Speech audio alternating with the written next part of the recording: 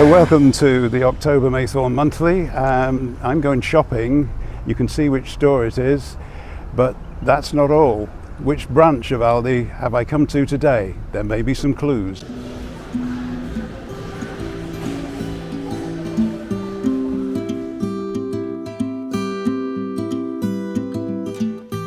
Yes, we're in Western Australia, and this is the Mandurah area where Woolworths is still a thing. Well, actually, Woolworths is still a thing in many parts of the world except Britain. Bunnings Warehouse is a bit like B&Q Warehouse, only bigger.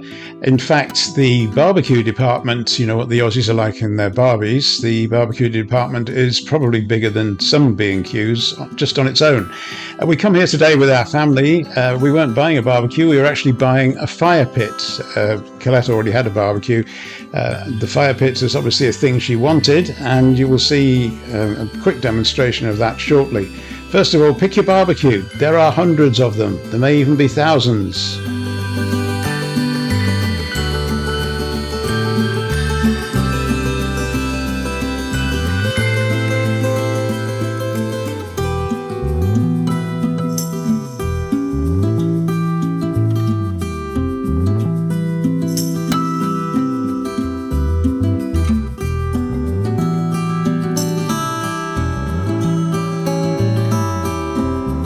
So there's the fire pit, one log and it starts to burn. You don't really need it that much here, but in the spring it does get a little bit colder in the evening, so a good thing to have. There's the golf course behind Colette's house. We'll be looking closer at that later. And there's the barbecue later that night and the food we had. Certainly enough for the 4 or 5 of us that were eating that night. Now, the locality next day. And the Dawesville Channel, which I mentioned before. There's a bridge going right across from one side to the other. The traffic goes over the top. Pedestrians go along the side paths. And that's where I took these views from of the two sides of what's called the Cut, what is actually the Dawesville Channel. Now, we were staying in a chalet on one side of the Cut, and they were living on the other side.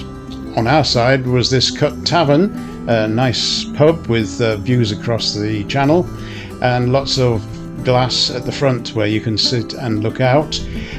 Looking from the inside where we were dining up to the bar, that's the bar, if you look over to the right you'll see screens with dog races and all sorts of things on, because pubs here have betting shops in them, and there's the betting shop. Behind me is the Dawesville Channel, and just up the way there is the Port Boulevard Bridge. This is one and up in the Dawesville area, and the Dawesville Channel is known locally as the Cut. There's always a lot of people about. We've seen people on jet skis and going out in little boats, and we are staying in a chalet where we have a view from the bedroom window right out onto the Cut.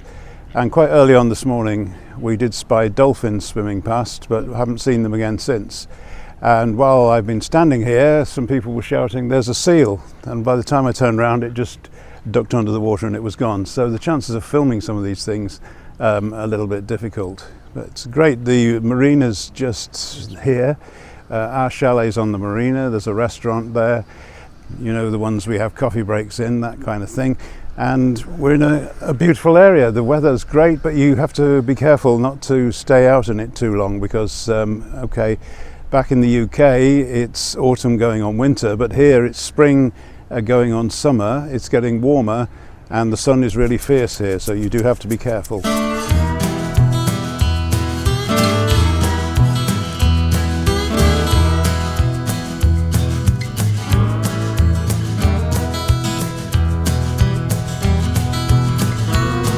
Of course, last month in the UK a lot of airtime was taken up by the Queen and the sad passing and all the events that surrounded that. Here in Australia there was a bank holiday too. They also have a bank holiday here for the Queen's official birthday, and apparently that will just be the monarch's official birthday in future.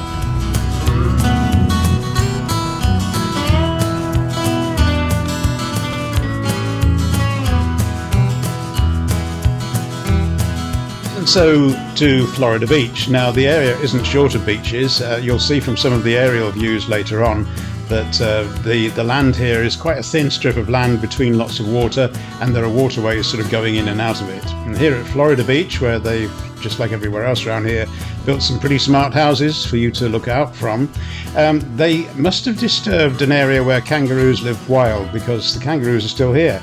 And you'll find them, if you live here, on your lawn, because they're quite happy to carry on living here, and you might see the odd wallaby as well. Our granddaughter told us this area was a 20-minute walk away. Well, that was a 20-minute walk that took us about an hour. Still, it was worth it. Moving back to the area near the marina where we're staying, the first thing you notice is a sign warning you about magpies. They can be vicious here.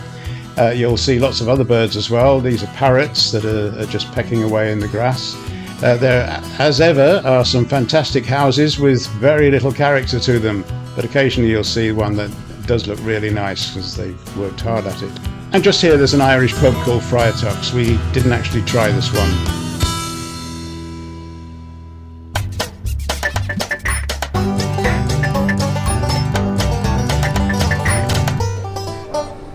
I'm only drinking water. Can you come back when I've got the coffee?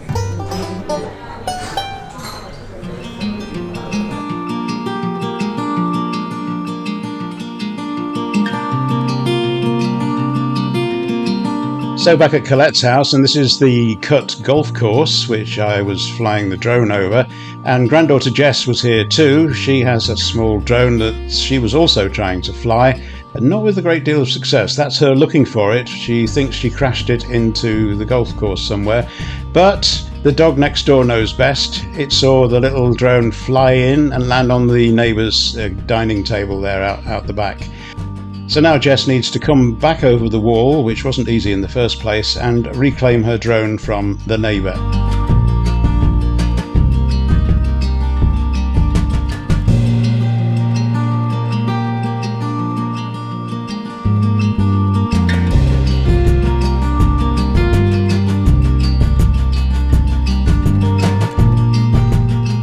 A little perspective on the area as we come back over the golf course, and we're hitting the roof of Colette's house, so we better stop here, look down, and there's Jess still trying to get her drone to take off. It seems to go laterally, but it won't actually take off. Anyway, I think we should leave her to it, because nothing I can do to help with that, and show you a little more of the area they live in. So up and over the roof, please. Thank you. And look across there. The piece of water that's going left to right, or could it be right to left, is the Dawesville Channel. You'll probably see lots of other bits of water as we progress. They build them here like they build roads anywhere else, so you can park your boat and you can build a house alongside a piece of water. We're going to fly over to the other side of the channel now, to that marker there, and see where we end up. This is where we are, Bouvard Island.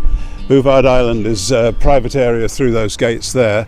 It's in the middle of these waterways and all these houses. Now, just about every house around here has got a boat, a mooring, and they've got some sort of water access.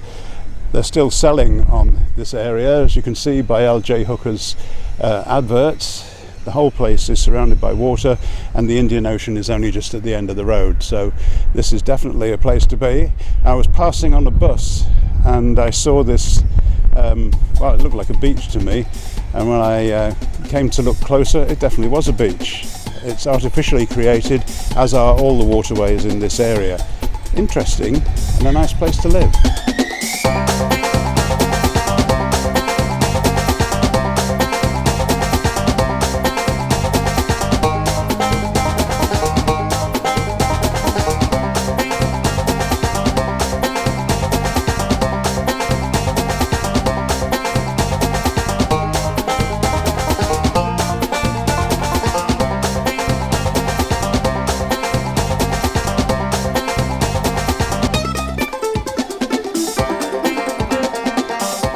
Here's a cafe we didn't try. It's actually meant for cyclists, as you may be able to tell.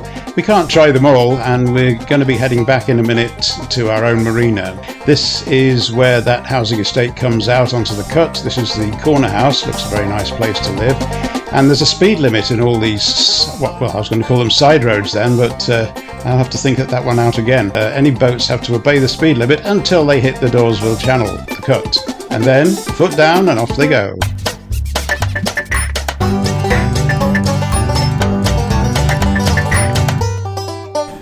Well, this is the cafe restaurant on the Port Bouvard Marina. We're staying here in a chalet, and this is the place for us to have coffee. This isn't the first time I've been here on this trip, as you may imagine, because we've got a chalet just behind us. So convenient. Nice big hot strong cappuccino and a vanilla slice for me today as we start off on our days exploring this area. So here's one of those aerial views I promised you. You can see the Dawesville Channel and the bridge across it just there. And we're going to come round to the left, and we walked along a road through those trees there to that marker there where there's a car park. So you can set down there with your drone, you can walk to there, or you can drive to there. Once you're there, there's a few things worth looking at, including a rather nice place to have breakfast.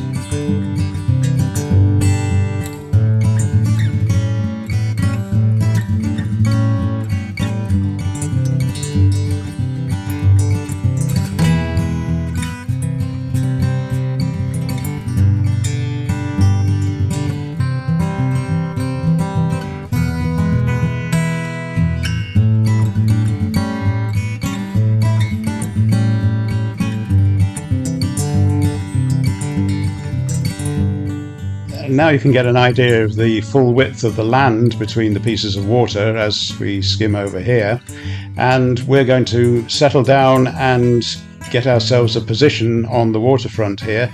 There's a war memorial which you may spot as we land. We've set ourselves up there as a good place to sit, and also because it's right opposite on the other side of the road to the Leprechaun Cafe, and that's well worth a visit. So there we are. We're coming into land for our Bits and Pieces spot this month.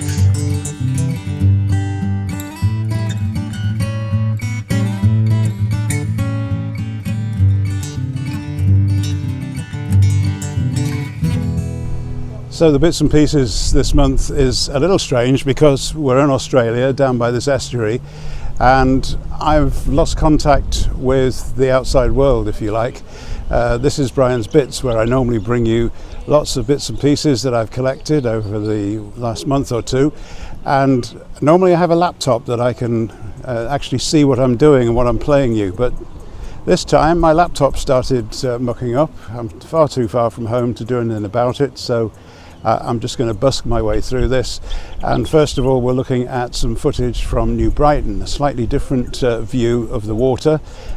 New Brighton has got the Irish Sea to look out on, a number of devices to prevent coastal erosion and to stop the waves coming in and destroying things, and also our favourite pub for watching sunsets over the sea, the Harvester, which at night is a beautiful place to be. So to my house in New Brighton, not far from that beach, and the gardens have not been touched since February. By the way, it's very windy here, definitely not drone flying weather. Whether you can actually hear me above all the wind is another matter. I'm hoping so. Yes, my back garden at my house in Wallasey was done in February this year. We took all the ivy down and stripped the garden back, and it was fine. And then we left it all summer, and of course you know what happens. So there's a lot of growth here, and we've got a lot more ivy came back. We've got buddleia everywhere, and a laurel and various other things that were just needing removing. So friends of mine, Ian and Jenny, set to it. They've been working while I'm here in Australia doing this for me, so I'm really grateful to them. And what we've done is left the buddleia, or one piece of it, not the buddleia that had eaten into all our walls, but just a separate tree, because the butterflies like it, so we think we should keep some of it. So let's recap that. The garden where we discovered various strange things like a gnome is now cleared, and next time we have a look back here, I'll show you what they've done to the front garden. They've sent me a couple of photographs, but I'll have some more detail for you perhaps next month. The next place is a couple of miles from the Wallasey house. It's the Woodside Ferry in Birkenhead. It's now the building inside is now known as Woodside Ferry Village. As you'll see, they sometimes have the odd food market going on outside.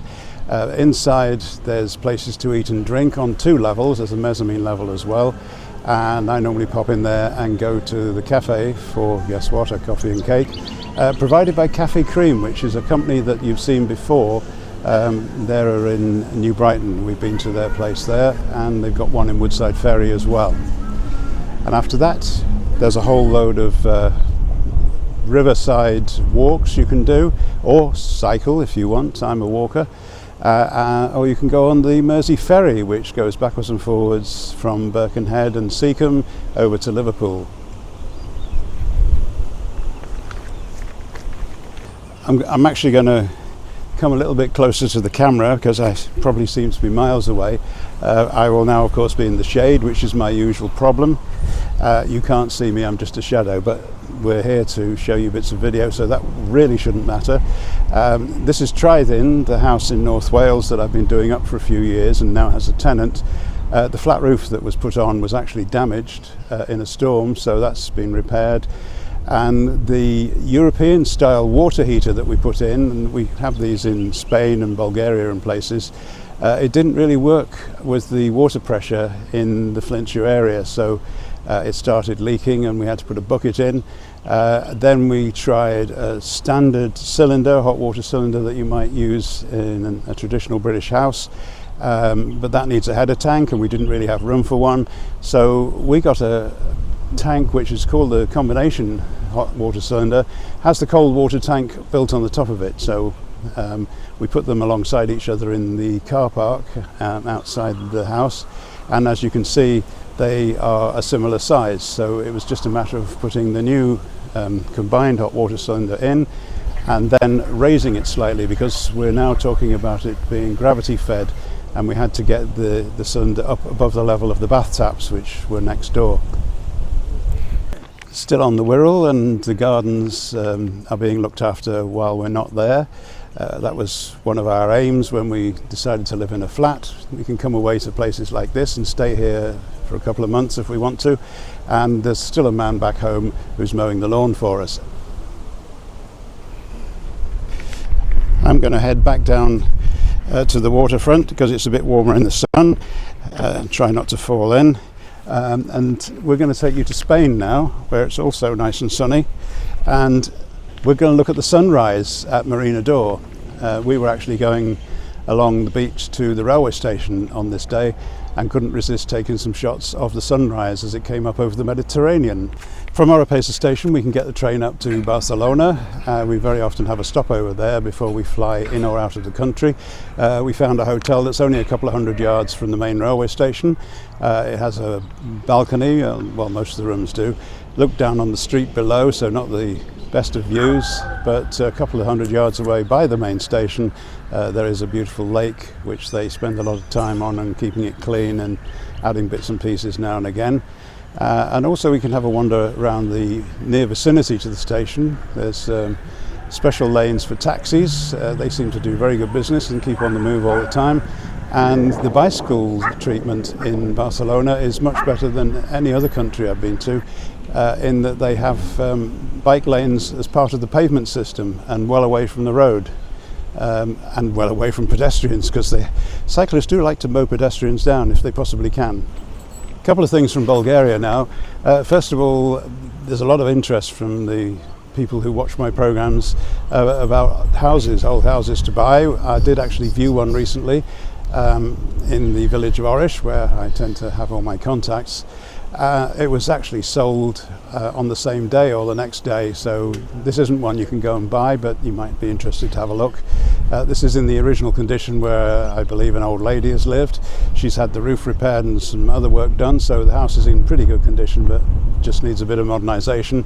The thing that would put me off if I was buying it was beautiful gardens. They all seem to have all this land, and if you don't make good use of it, you're wasting it. But if somebody's already tended the garden, it's a shame to have someone like me moving in who's just going to let it go to rack and ruin. You've seen my gardens before.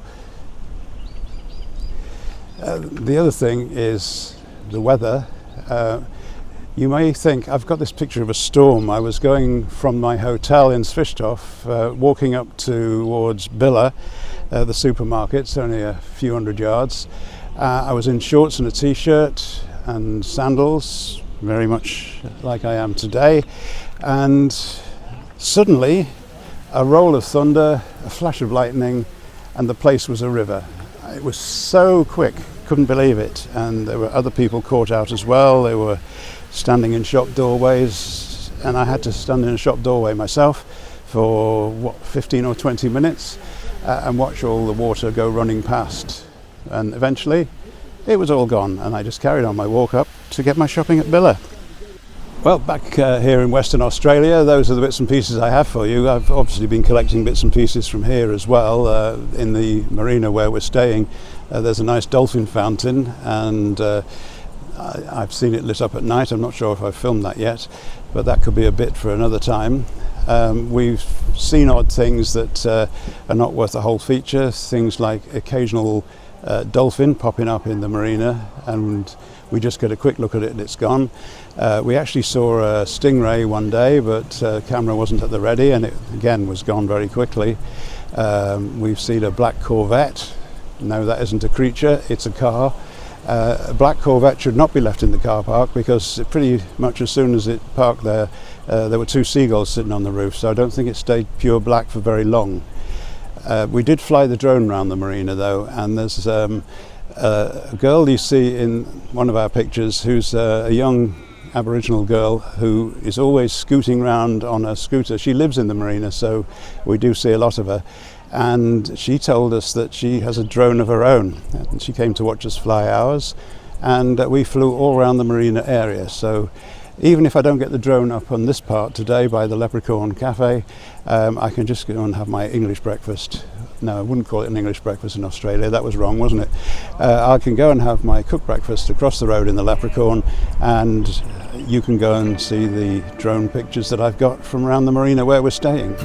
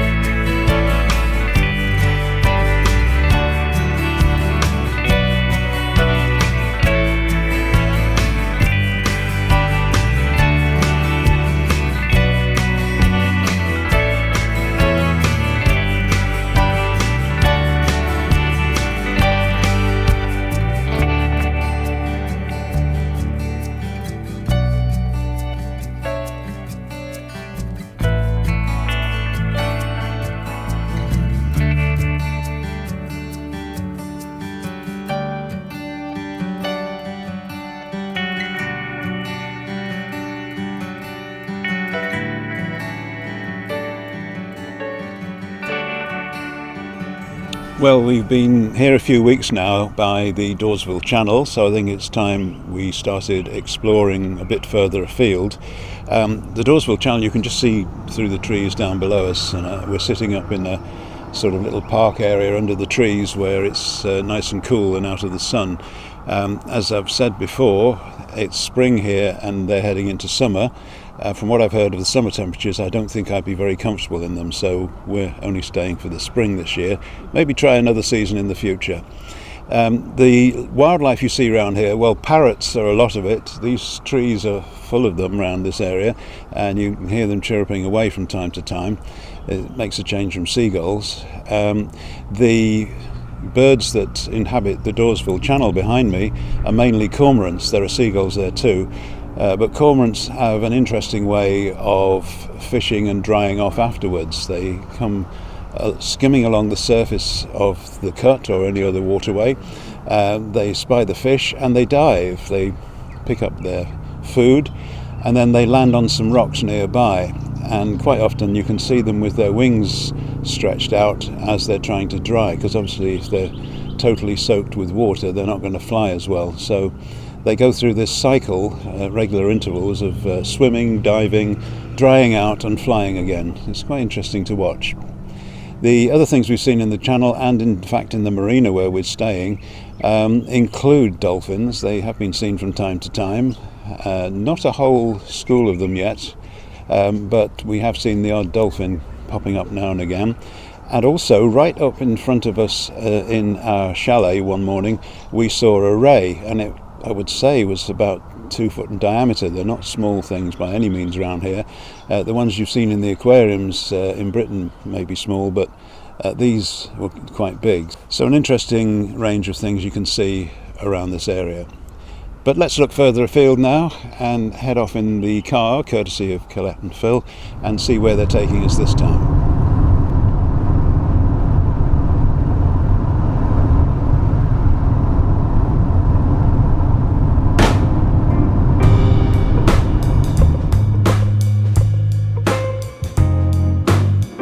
There's a lot of these dam places in Western Australia. They belong to the Water Corporation, and the Water Corporation actually surrounds them with woodland and other areas that are totally private, and this is to protect the integrity of the water supply.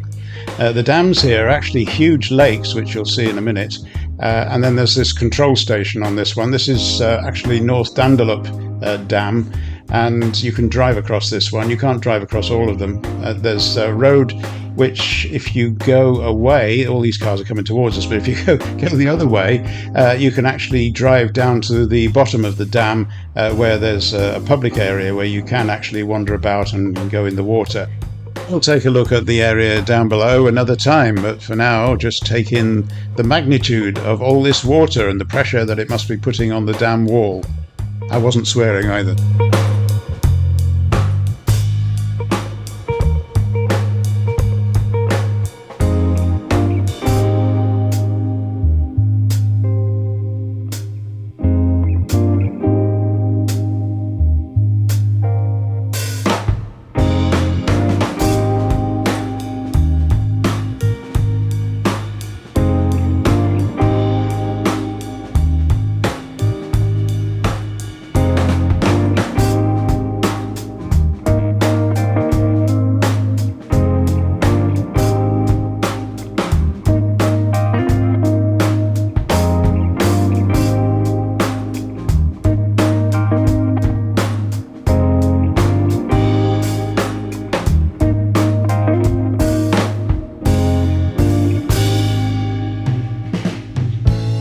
And from Dandalup we move a little further on up the road to Dwellingup, and this is the visitor centre for that particular village, or maybe it's a town. The price of fuel here is pretty cheap. That's a cafe across the road where we had our eats this day. And there are various other shops and attractions, including a community centre, a couple more cafes, and some nice gardens as well. Well worth a look at those.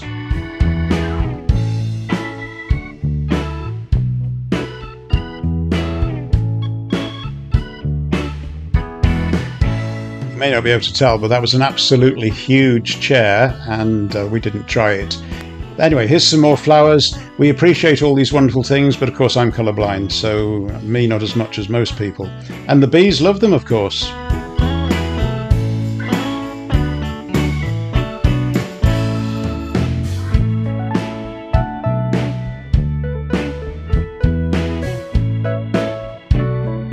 So this is a 1938 Mack fire tender, which has been preserved here in the Dwelling Up Visitor Centre. And before that, it was used as a firefighter in the forest in this area.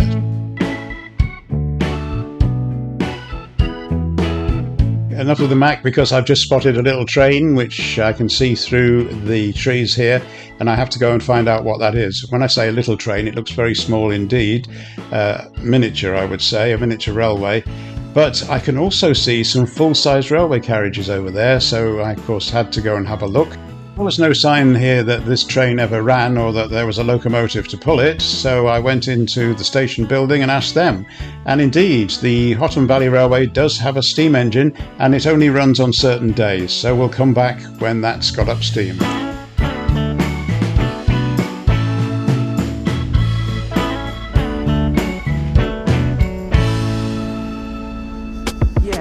I should tell you a little bit about the public transport in the Perth area, run by Transperth.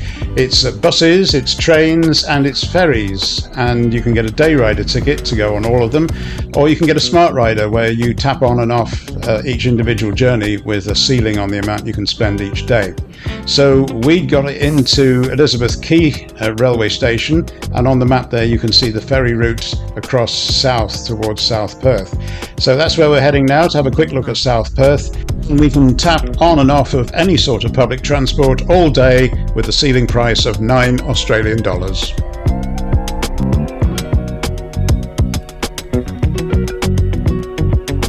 There were creatures on the quayside to welcome us. There were the usual selection of cormorants in the area, drying out on this occasion.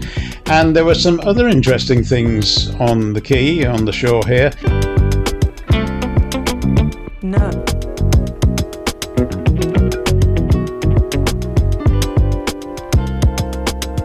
Some sculptures of various kinds, and one particular item that took my interest, it's across the road from where we are now, was a rhino. Now you could say this rhino is made up of spare parts or scrap metal, but if you take a closer look at it, there's some interesting bits of engineering being used to build this animal, and I think it's a very clever thing indeed.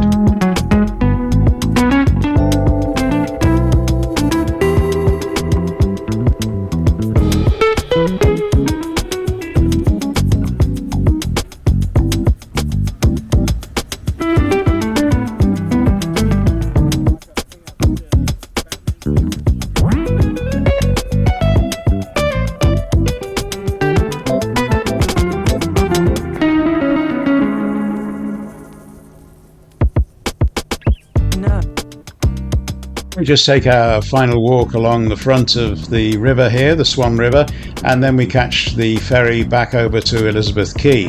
Now there's one part of the Perth public transport system which is brand new. We didn't get to film this because Colette picked us up from the airport, and I'm very grateful for that. But I'm going to let Transperth tell you the story of this new service. Connecting the eastern suburbs and the airport to the CBD. Supporting Metronet's vision for a well-connected Perth, Airport Line trains spur off the existing Midland Line and travel via twin-board tunnels to 3 new stations. Located adjacent to Dundas Road and south of Maidavale Road, High Wycombe Station has been designed as an intermodal transport hub, servicing the surrounding suburbs with parking for up to 1,200 vehicles. The design of the station precinct was inspired by the earthy tones of the nearby Darling Scarp. After departing High Wycombe Station, trains descend into the tunnels. Airport Central Station is located immediately south of the control tower, adjacent to Terminals 1 and 2. All stations have been built with accessibility in mind, and the entire line is equipped with comprehensive safety systems. At the cost of a 2-zone fare, and without an airport surcharge, travelling on the line is an affordable alternative and helps to relieve pressure on Perth's busy roads. Welcome to the Airport Line. You might have thought by the names we were in London and the southeast there, but no, definitely Perth, Western Australia. And we have lots more from this area next month. It'll leave you with a sunset. That always seems a good way to finish a programme. This is in the area where Colette lives. These are the houses in her street. This is the water at the end of her road, and Pyramid Beach is also there. People fishing and going swimming and surfing. And as the sun goes down, we bring you the sunset over the Indian Ocean. Glorious way to end. Oh, we should have a barbie as well, because the public barbecues are everywhere. They're there for your use. Watch out for the snakes, but otherwise enjoy yourself, have a game of golf, go for a swim, or just sit here and watch the sunset. It's really warm here in Australia and the summer is coming. Join us again next month for another Maythorn Monthly from Down Under.